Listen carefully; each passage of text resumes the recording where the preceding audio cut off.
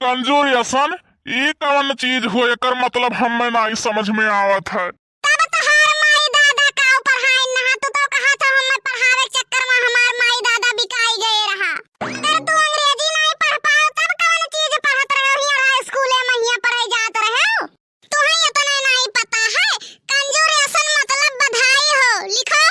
अच्छा यह बात है तो मोटका ऐसा नहीं बोलती हूँ कंग्रेचुलेशन। लेकिन चाची के यहाँ क्या हुआ है? उनके हैंड पंप। अच्छा उनके हैंड पंप लाग है।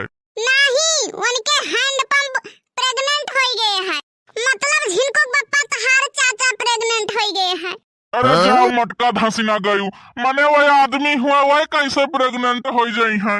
यह मना कहा था एक चटकाना खींच के लगावे तोहरे अंग्रेजी समझ में नहीं आवत है। नौकरी में प्रेग्नेंट हो गए हैं। आई